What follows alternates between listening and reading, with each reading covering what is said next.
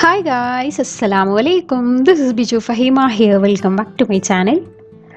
തലശ്ശേരി ദം ബിരിയാണി പോലെ തന്നെ ഫേമസ് ആയിട്ടുള്ളതാണ് ഇറച്ചിച്ചോറ്. മസാലയും റൈസും എല്ലാം കംപ്ലീറ്റ് മിക്സ് ആവുന്നതുകൊണ്ട് തന്നെ അടിപൊളി ടേസ്റ്റാണ്. അധികം ഓയിലി അല്ലാത്തതുകൊണ്ട് തന്നെ തീരെ മടുപ്പ് പിടിക്കാത്ത റൈസ് കൂടിയാണ്. ഫ്രൈഡേയ്സിൽ ഇറച്ചിച്ചോറ് ഇല്ലെങ്കിൽ ശരിയായ മൂഡ് ഔട്ടാണ്. അപ്പോൾ എല്ലാവരും ഈ വേ ഒന്ന് ട്രൈ ചെയ്ത് നോക്കിക്കോളൂ. ഞാനിവിടെ 1/2 കിലോ ബീഫ് ക്ലീൻ ചെയ്തെടുത്തിട്ടുണ്ട്. ഇറച്ചിച്ചോറ് ഉണ്ടാക്കാൻ ബീഫ് എടുക്കുമ്പോൾ ഇതുപോലെ കൊട്ടും ഫാറ്റെല്ലാം മിക്സ് ആയിട്ടുള്ള ബീഫ് തന്നെ എടുക്കണം, എന്നാലേ കൂടുതൽ ടേസ്റ്റ് ഉണ്ടാവാൻ. അതുപോലെ തന്നെ 3 കപ്പ് അരിയും ക്ലീൻ ചെയ്ത് ഒരു സ്ട്രെയിനറിലേക്ക് ഇട്ടിട്ടുണ്ട്. ഇനി ബീഫ് ഗ്രേവി കുക്ക് ചെയ്യാൻ വേണ്ടി ഒരു പ്രഷർ കുക്കറിലേക്ക് 3 ടേബിൾ സ്പൂൺ ഓയിൽ ഒഴിച്ച് കൊടുക്കുന്നുണ്ട്. ഇതിലേക്ക് 3 ഉള്ളി തിൻ സ്ലൈസ് ചെയ്തതും ചതച്ചെടുത്ത പച്ചമുളക്, വെളുത്തുള്ളി, ഇഞ്ചി ചേർത്തിട്ടുണ്ട്. 10 പച്ചമുളകും ഒരു ബൾബ് വെളുത്തുള്ളിയും അതിൻ്റെ പകുതി ഇഞ്ചി ക്രഷ് ചെയ്തെടുത്തതാണിത്. കൂടെ തന്നെ 3 തക്കാളി ഇതുപോലെ ക്യൂബ് സൈസ് കട്ട് ചെയ്തതും കുറച്ച് കറിവേപ്പിലയും പുതിനയിലയും മല്ലിയിലയും ഇട്ടതിന് ശേഷം ബീഫ് ചേർത്ത് കൊടുക്കാം. എന്നിട്ട് കംപ്ലീറ്റ് മിക്സ് ചെയ്ത് പൊടികൾ ആഡ് ചെയ്യാം. 2 ടേബിൾ സ്പൂൺ മല്ലിപ്പൊടിയും 1 ടേബിൾ സ്പൂൺ കാശ്മീരി മുളക് പൊടിയും 1 ടീസ്പൂൺ മഞ്ഞൾപ്പൊടിയും 1 ടീസ്പൂൺ ഗരം മസാലയും ആവശ്യത്തിന് ഉപ്പും ചേർത്ത് നന്നായിട്ട് ഇളക്കി യോജിപ്പിച്ച് ഇതുപോലെ വിസിലില്ലാതെ വെറുതെ ഒന്ന് അടച്ചു വെക്കാം. ബീഫിൽ നിന്നുള്ള വെള്ളം കുറച്ച് റിലീസായി വരുമ്പോൾ 1 കപ്പ് വെള്ളം ഒഴിച്ച് അടച്ചു വെച്ച് ഒരു വിസിൽ വന്നാൽ 20 മിനിറ്റ് ലോ ഫ്ലെയിമിൽ കുക്ക് ചെയ്തെടുക്കാം. ബീഫ് നല്ല ടെൻഡർ ആവുന്നവരെ കുക്ക് ചെയ്തെടുത്താൽ മതി. കുക്കായി പ്രഷറെല്ലാം പോയാൽ തുറന്നു നോക്കാം. നല്ല തിക്ക് ഗ്രേവി ആയിട്ടാണുള്ളത്. ഇതിലേക്ക് ഒരു ചെറുനാരങ്ങൻ്റെ നീര് ചേർത്ത് കൊടുക്കാം. അപ്പോൾ ബീഫിൻ്റെ ഗ്രേവി ഇവിടെ റെഡിയായി.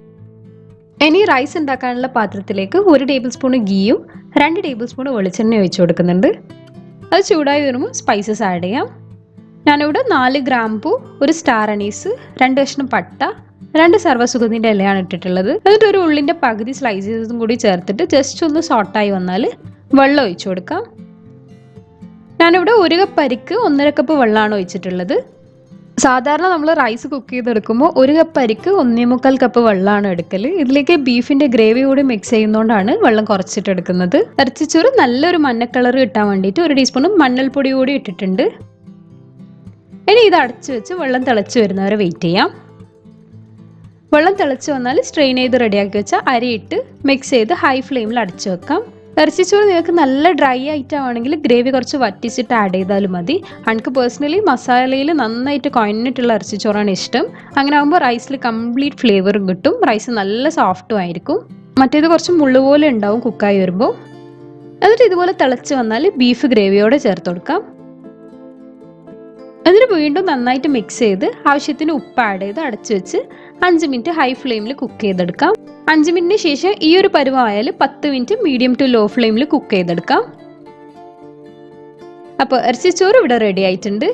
കാണാനുള്ള മജ്ജ പോലെ തന്നെ കഴിക്കാനും നല്ല ടേസ്റ്റാണ്. ചൂടോടെ തന്നെ സെർവ് ചെയ്ത് കഴിക്കണം. മിൻചട്നിയും തൈരും നാരങ്ങാച്ചാറുമാണ് നല്ല കോമ്പിനേഷൻ. അപ്പോൾ എപ്പോഴും പറയുന്ന പോലെ ലൈക്ക് ചെയ്യാനും കമൻറ്റ് ചെയ്യാനും ട്രൈ ചെയ്ത് ഫീഡ്ബാക്ക് അറിയിക്കാനും മറക്കണ്ട. ചാനൽ ഇതുവരെ സബ്സ്ക്രൈബ് ചെയ്തിട്ടില്ലെങ്കിൽ സബ്സ്ക്രൈബ് ചെയ്ത് സപ്പോർട്ട് ചെയ്യണം. റെസിപ്പീസ് ഇഷ്ടമാകുന്നുണ്ടെങ്കിൽ ഫ്രണ്ട്സിനും ഫാമിലിക്കും ഷെയർ ചെയ്യണം. അടുത്ത വീഡിയോ ആയിട്ട് വരുന്നത് വരെ കീപ് വാച്ചിങ്. Thank you.